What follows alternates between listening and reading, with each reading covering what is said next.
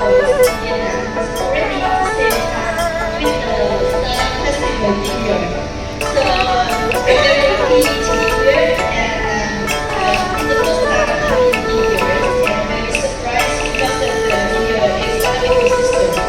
So for Vietnam, we are trying to build the ecosystem around 15 years from 2008 and we actually now we have around more than 4,000 startups. The total investment from 2021 until now is around $3 billion.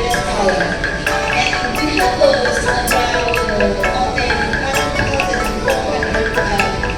supporting organizations in Vietnam. The rankings of Vietnam in Southeast Asia really amount to number 3 for the startup ecosystem. So from the Vietnamese government, we try a lot to build up the ecosystem policy. And from 2021, we have set the new strategy for the open innovation. And I don't know whether they know about this strategy, but the open innovation that we engage more resources from university and corporation into the ecosystem.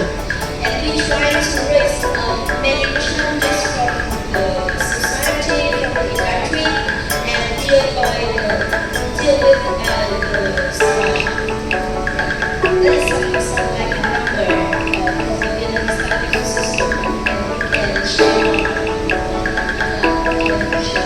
share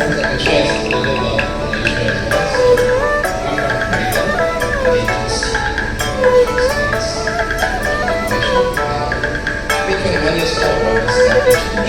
in 2003. Mandate customers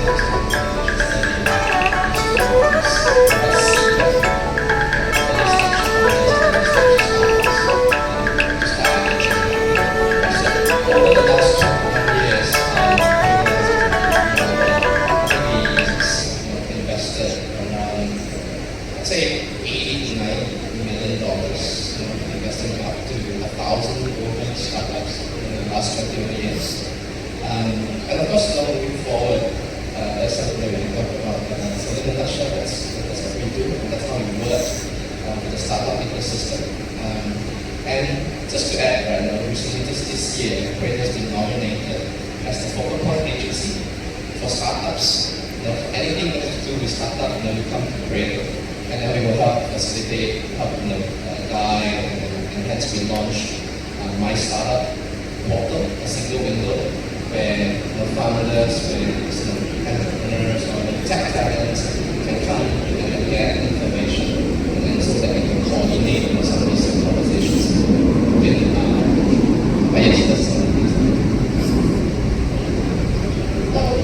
That's pretty impressive. The startups in your respective countries are targeted because, like His Excellency was mentioning, you will need to look up to the rest to be into our problems. So, how are your startups addressing the challenges that are local to your countries, or maybe just the ASEAN region? Can you paraphrase? Also looking at challenges that startups are facing locally and regionally, right? I guess we have been also tracking and monitoring the growth of this space for the last 2 years. And we've noticed while the startups have very high local connectedness amongst themselves, we have a fairly weak regional and global connectedness. So they're not reaching out enough to speak or to interact with founders and ecosystems around. So hence, that is one of the areas we identified as a gap that we could potentially support and help. And also, hence, if you look at some of the things that we do in Malaysia, we do connect all the markets that's around us. And also India, I think we have a couple of highlighted conversations on top of the multilateral India. So those are some of the things that we are doing. And hopefully through this initiative, the relationship can be fostered and the collaboration can happen in these countries. What about you? Yeah, totally agree with you, and I want to add more. Actually, because we are from government and we are interested a lot for the policy, and in Vietnam now we are targeted for some local, set a priority for the area to support for startup. For example, in Vietnam we are support for Ho Chi Minh City with the new setups, and we promote a lot of new mechanism. Because with the new trends for the technologies and demand, so we need a lot of the mechanism for the new technology. And we set up the areas and we create the area to attract the talent come to Ho Chi Minh City. And with the new like MVP or they have a demo or IMD, they can set up the pilot. And vice versa, we try to support them by policy. And the second thing is we are, because all the startup, they are facing a lot of challenge at the beginning time. So we all set up a system of innovation hub in Vietnam to solve their like one-stop shop to like welcome all the resources from the public and private sector and support them. Oh, may I add to that? Right? So that's very interesting. This is a Department of Science and Technology program, and its main focus is promoting STI. Okay, yeah. Science, technology, and innovation as part of the mandate of DST and the International Cooperation Division of DST. The startups who are into the STI activities, they are invited, and we are having the event here. Thank you. Please, starting from Brunei to Vietnam, 4 participants we have invited, and 40 participants. Each country 4 participants and one their government official. So totally from the individual member states, around 50 people are there, including their 10 officials, and 3 ASEAN Secretariat officials are here. Yeah. So we are also. So one of the things we are trying to do as part of the ASEAN thing is we are actually trying to create a dedicated space for our Indo-ASEAN startup system in IIT Kanpur, which we have an extension center in Noida, where we also have a startup scenario. So by the time we conduct a couple of these events, the startups will have their relationship among each other. And whoever makes that relationship, they may want to come to India because India is the big market, very big market. And if they want to utilize the market of India, they pretty much have to be here. And they need a place to hold, they need to do their research, product development, testing, all those things. So that space we are intending to provide them, like in a very short span, maybe 6 months to 1 year, acceleration space where we can take that forward. We have started discussions on this with the UP government, and most probably it will be located in Sector 62 Noida. Sir, funding is all.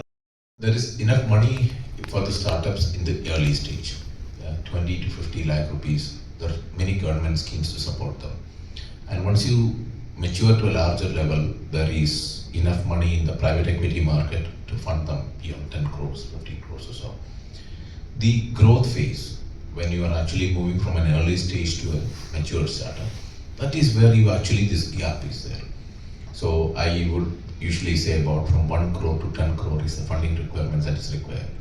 So for example, all of you have a mobile phone in your hand. When I make a crude prototype of that mobile, that's typically TRL3, TRL4, technology readiness level 3 or 4. The private equity people will only put in money when your mobile phone is TRL9, which is ready to really go to market. So scaling the product from 4 to 9 requires some amount of money, and that money is not readily available. That is what this growth, supporting the growth phase startups, typically from 1 crore to 10 crore requirement, that's what we are trying to fulfill that, and bridge that bridge. Sir, how many? 200 plus startups have been graduated. But understand IIT Kanpur is very particular because we mostly 99% of the startups are only product-based startups. We don't do much service-based industry purely because of the fact that one of the pillars for growth is actually manufacturing. For manufacturing, you require a product. So our focus always has been product-based startups. So we can say 200 plus startups, almost 99% of them are product-based startups. So that's the graduated, and already another couple hundred is in the pipeline going on. So that's the numbers. So what's This is going to be a slightly longer answer. Pardon with me. If you understand the semiconductor ecosystem, let's say you have 100 rupees in semiconductor, 5 to 7 rupees of that is gone to what you call as packaging and assembly, which is what most of the companies do actually. Then there is something close to 20 to 30% or 20 to 30 rupees, which are associated with what you call as manufacturing. And currently in the world, the most efficient manufacturer is TSMC, Taiwan Semiconductor Manufacturing Corporation. They are far advanced. So some of the semiconductor fabs in India are like maybe 24 nanometers, 40 nanometers, etc. Whereas the Taiwan is now working on 3 to 4 nanometers. They are far advanced. अब लोगों को 10-20 साल लगेगा उधर पहुंचने के लिए. Okay, the 60 to 65% of the semiconductor market is in the chip design or semiconductor design. That most of the companies are in, successful companies are in US. So IIT Kanpur now currently we have 2 successful chip design companies. For the first in India actually to be incubated with us, Anjananewsbrodcast Tech and Anjananewsbrodcast Systems. And if you look into the design philosophy followed in US and design philosophy followed in China, US designs are very robust, pretty good designs, but not cost effective. So they will never make it cost effective because that's the way they design it. The Chinese designs on the other hand are not very effective, but they are very cost effective. So Qualcomm mobile maybe a system or communication system may come for $15-16, whereas the Chinese system, same similar one, will come for $2 to $3. So there is a big space in between where you can have cost and quality combined, and that is the market that if India focuses on, we can actually be a global player in that. So that's what IIT Kanpur is actually focusing on, a mix of cost and quality. So if you remember old cars that were built by Tata's, the Tata Estate, Tata Sierra, and all people had come, or Tata Indigo, people used to complain a lot of quality issues. But after Jaguar Land Rover, which is an extremely high quality car, Tata acquired them. Now they're Hexa, Harrier, EV Punch, everything has a much better quality coming into picture. That's where the cost and quality mix comes into picture. So you get a niche product out of it. That's what we try to do. Does that answer your question? yeah. Do you want to go?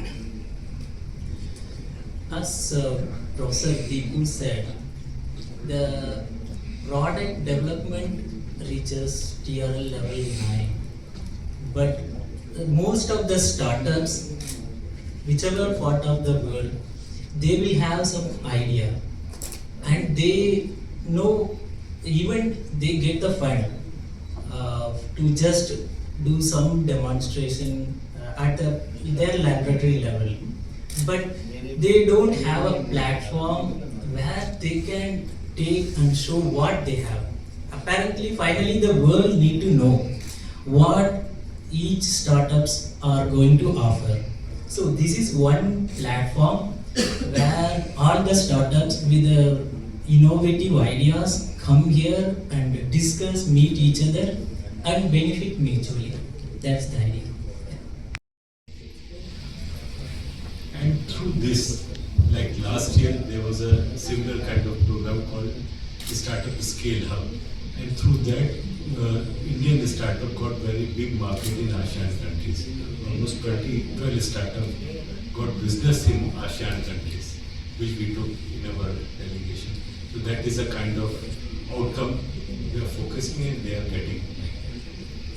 Thank you. Creativity plus commercialization. So I can have a creative solution, but if there is no market for it, then it's not innovation.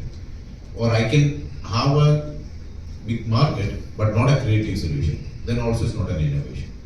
So when we say innovation, we look at it both as a creative solution and as well as there is a commercial angle to it. So the creative solution may come from India, but the market may be in Vietnam, and vice versa. The solution may come